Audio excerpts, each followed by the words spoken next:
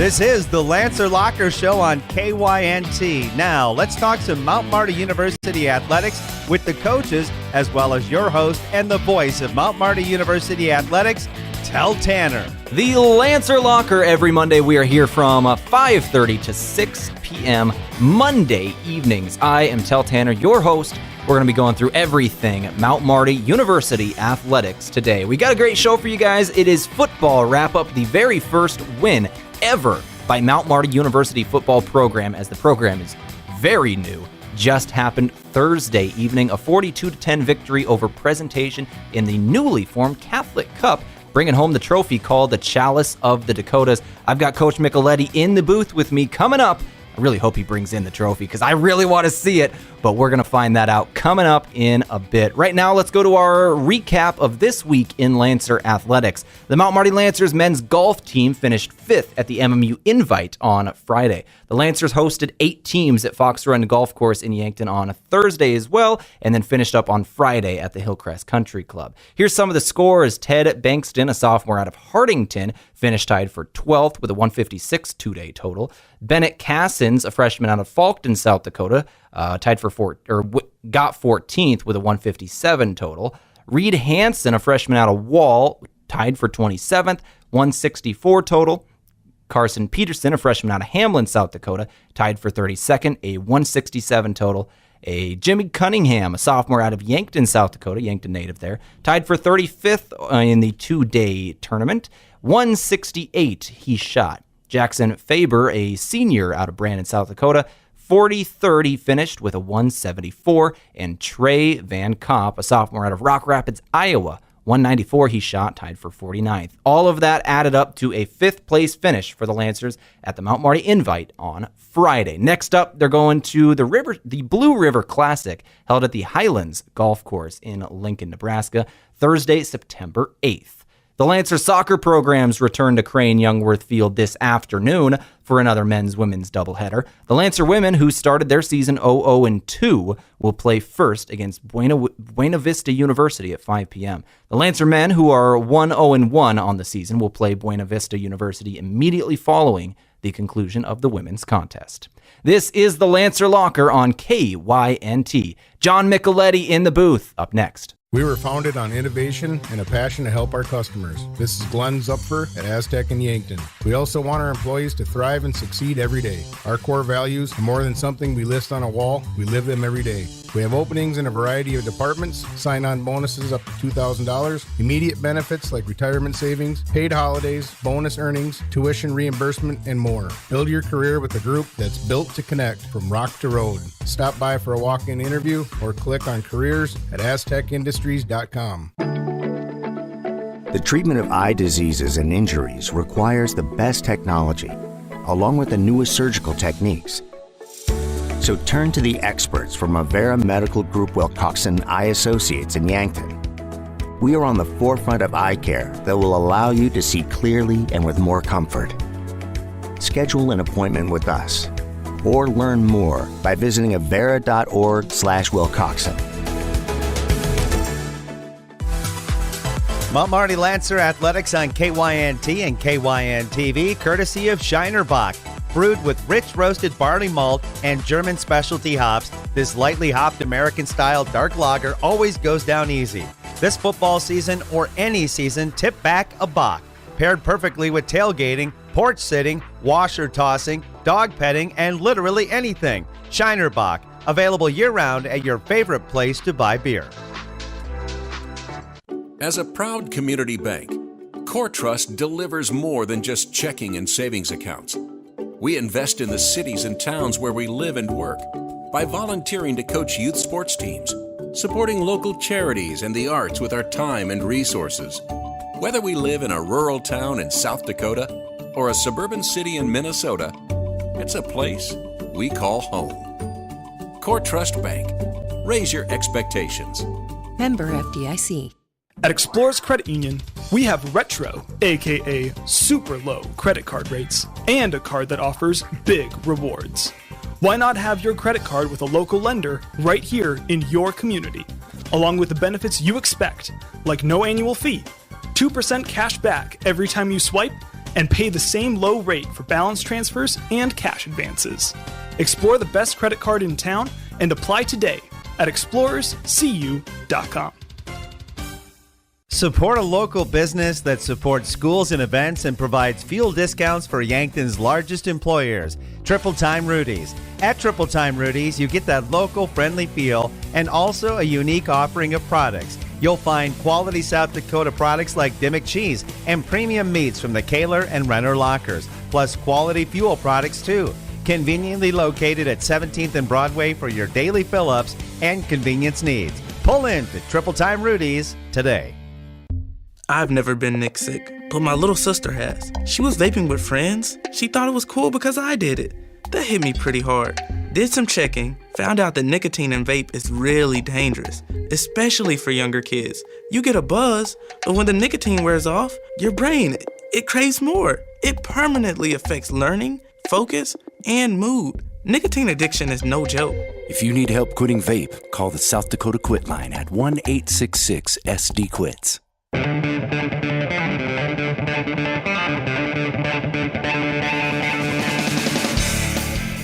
Back on the Lancer Locker, I am Tehl Tanner, in the booth for another week of Mount Marty University content, talking with the head coach of the Mount Marty University football program now, John Michaletti. How you doing, John? I'm doing well, Tehl. How are you? I assume you're doing well. I'm doing pretty good. I want to talk to you. Where is the Chalice of the Dakotas, and why is it not in the studio?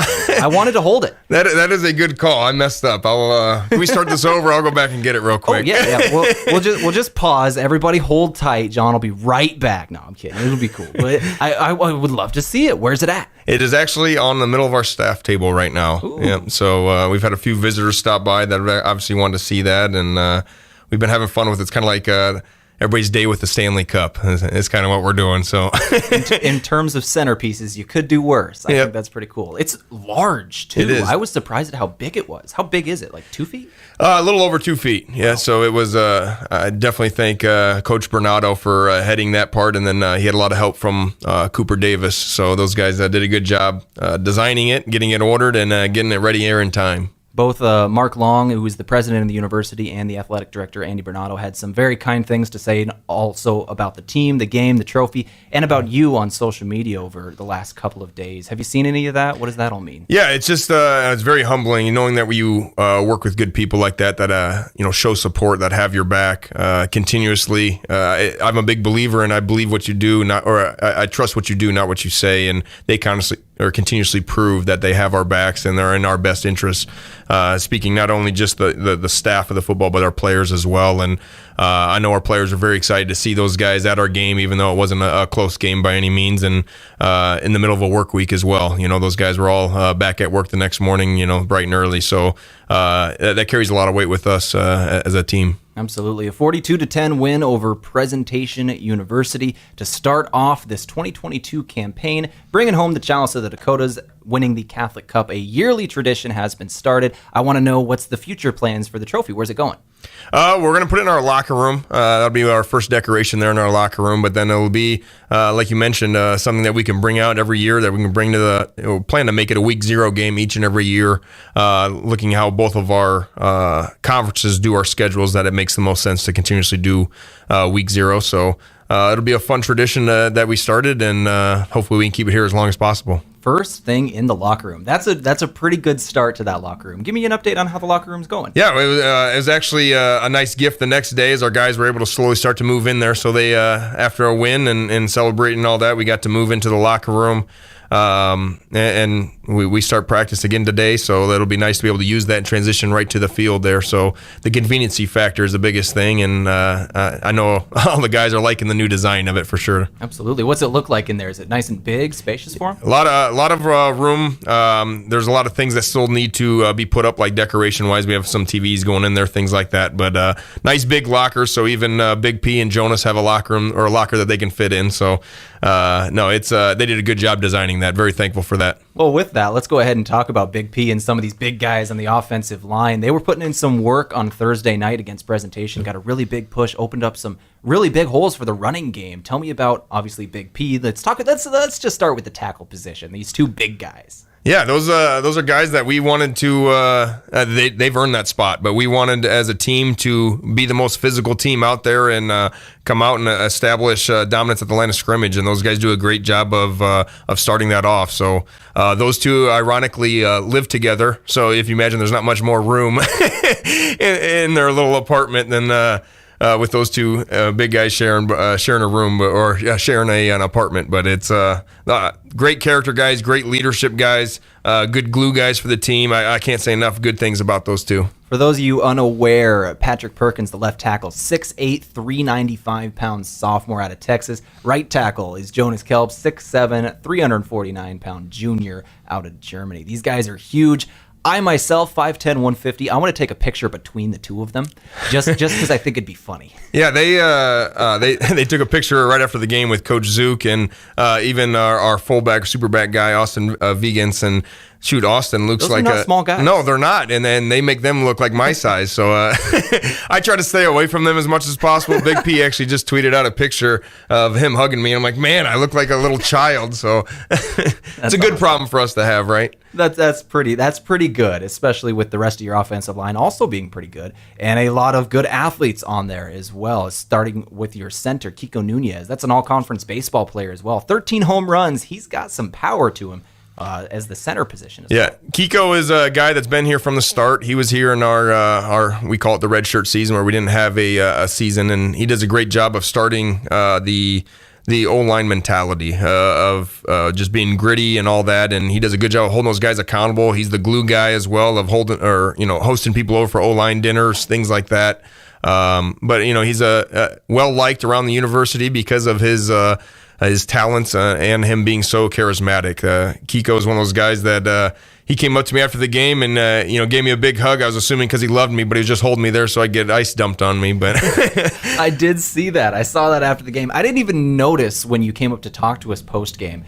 I noticed afterwards the chair you were sitting on was just drenched. I didn't even notice that you had got it dumped on you, the bucket. What did that feel like? It was awesome. Cold. Yeah, cold. It was good because it was a nice warm night. It wasn't too cold, so luckily I didn't know what the weather was going to be, so I brought 2 different outfits to wear for the game day. So luckily I had a dry outfit to ride back on the bus with. That's thankful for that. Planning ahead there. I like it. That's pretty good. All right, let's keep rolling with some offensive performance. Talk about the wide receiver group. I got to start with Jonah Miyazawa. 206 yards on 4 catches, 2 touchdowns. Guy averaged 50 yards a catch. That's insane. Tell me about this guy out of Hawaii. Yeah, Jonah's was another offseason captain for us this year. He's not a guy that's going to say a whole bunch of stuff, but he's going to lead by example. He'll talk to the guys one-on-ones, hold guys accountable that way. He's not going to be the big rah-rah guy in front of the whole team, though. But he obviously goes out there and does his best every game. I know that people started to notice him a little bit last year with a few multi-touchdown games, and then obviously being such a big threat in the red zone. But this year you can kind of see he also can stretch the field, and he is a complete wide receiver. He does a good job of blocking as well and getting his nose in there. That's one thing that probably goes a little bit unnoticed, but very excited that he got to reap the reward of having such a long and a tough offseason for him, because he really put in a lot of work, and I was glad to see it pay off for him. A couple other guys had some good receiving performances, including Rex Reichen, 70 yards on 5 catches and a touchdown. Most of those 70 yards came on one drive, I believe, where he had 4 catches and a touchdown. Tell me about one of these, this guy who's kind of a leader on your team, as you said. Yeah, exactly. That was he's sure-handed as it gets. A lot of people look down to their running backs and things like that for their safety outlet, but Rex Reichen has been just an automatic target every time since he's been here, and he does a good job of extending drives. Ken knows how I can find him when I need to find a few yards, and sometimes he can turn a few into a lot. And looking at him, you don't think he's going to be such a vertical threat, but he does a good job of just going up there and get the ball at a high point. That touchdown he actually went over top somebody and just pinned it. He's got strong hands. He's a big weight room guy, and you can kind of tell that just with the good weight he put on in this offseason. Very excited to see him continuously grow out throughout this season. Let's go ahead and talk about the running back room. You had 3 guys taking a lot of carries in Kua Nishigaya, Isaiah Thompson, Tyree Morrison. All of them had a touchdown, all of them some pretty big runs. Tell me about this three-headed monster at the position. Yeah, that was one group we were really excited to see against another defense. But that's a group. The one thing we're going to be hard to is keep them all happy, is because you have those guys that have that much talent. But when they have a game like that, when I think combined they had about 250 yards altogether, and they all had a touchdown, so they all know that they're carrying their load. They just got to make sure that they can keep that offensive going, and that they did there on Thursday night.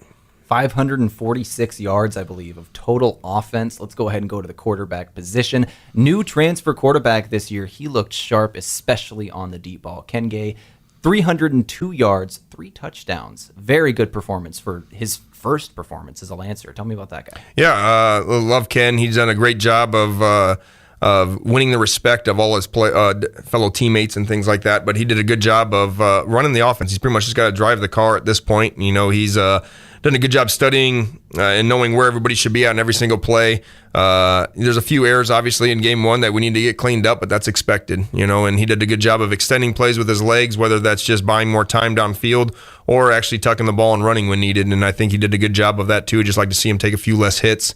Never want our quarterback taking too big of hits, but I know he's super competitive. He's always fighting for each and every yard. One more thing I want to talk about, the penalty yards. Last year, game number 1, there was a lot of penalties. First game ever for the school. This year, a little bit different story. There were still some penalties, but nowhere near the magnitude we were seeing last year. That due to some off-season work?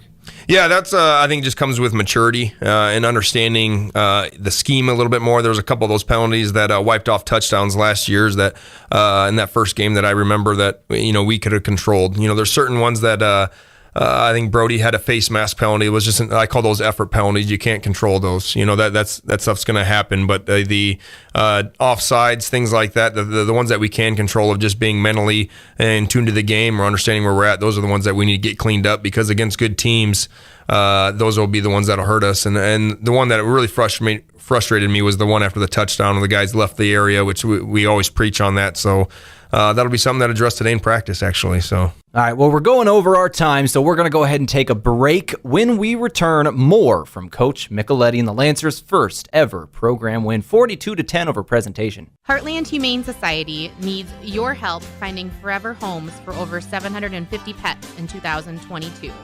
Pets in the shelter's care are fully vaccinated, microchipped, and always great with people.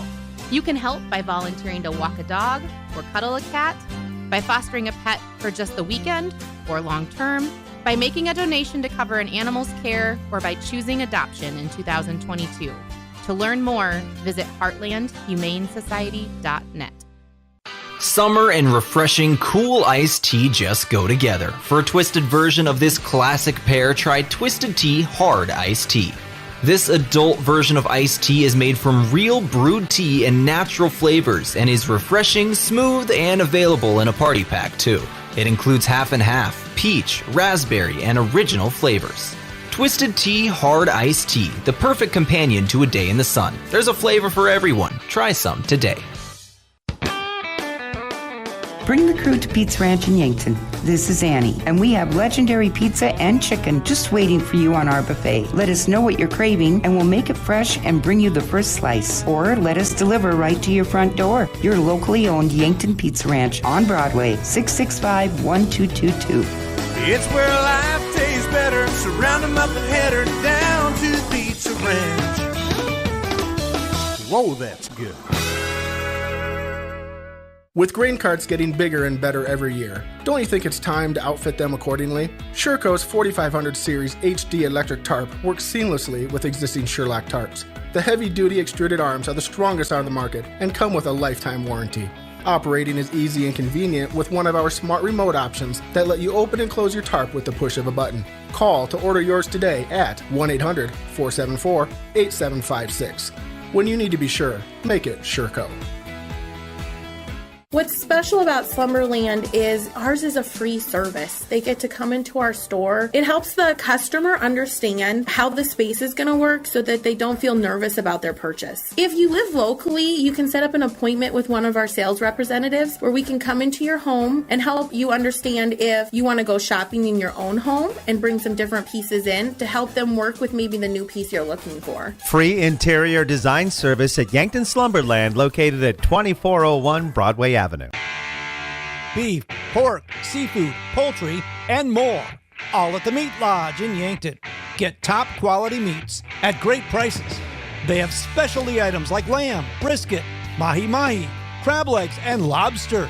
They even have non-meat options like Dimmick cheese, pickled items, seasonings, and sauces. For your convenience, you can call and order curbside pickup or order online at meatlodge.com. The Meat Lodge in Yankton, on the way to the lake on Highway 52. Buying or selling your home is one of the biggest decisions you may make in your lifetime. I'm Deb Speck with Vision Real Estate, and I'm ready to help guide you with professional advice from before the listing until after the close. Not only will you get real estate knowledge, but also we provide moving boxes and an enclosed courtesy trailer to help make the move just a little easier. Call me today at 664-5555. At Yankton Medical Clinic PC, our patients are satisfied. With a Google rating of 4.9 out of a possible 5.0, we appreciate our patients sharing their positive thoughts about our practice. We strive to provide patients an outstanding experience and appreciate 5-star reviews. Learn more about our providers and services at yanktonmedicalclinic.com and call to schedule your appointment today, 665-7841. Yankton Medical Clinic. So much care, so close to home.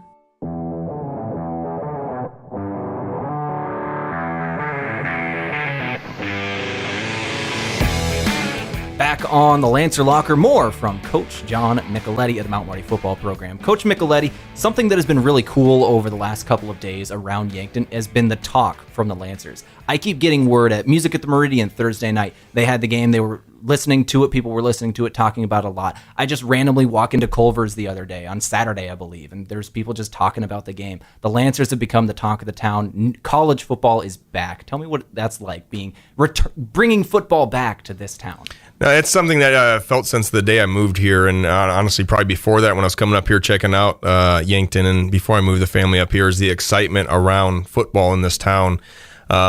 It's something special, and now that we start off the season right, taking care of business, starting to want to know, you feel even more of that excitement, and I think that just helps. Give support to our players, to our school, to everything, to let them know, like, hey, we are doing the right thing, and help us give that that positive feedback of trusting that process of getting going to where we want to go. We're going to talk about the future. We're going to talk about Hastings coming up, but I want to talk about some defensive performances first. Started off with the big boys up front, as we normally do. Your defensive line, able to get pressure on the quarterback all game long. Tell me about the pressure. Yeah, that was something that we put a lot of emphasis on, obviously, in our recruiting parts, but also throughout spring ball and fall camp. And definitely thank Coach Solik, my D-line coach, of getting those guys ready, and did a great job of rotating those guys through. There was a lot of D-linemen that got playing time, a lot of D-linemen that were put in the right situation to make a play, and they end up capitalizing on that. So, having those speed guys on the edge to be able to, pin their ears back and go and get after the quarterback with those middle push guys, pushing the pocket back. They did a great job of working together.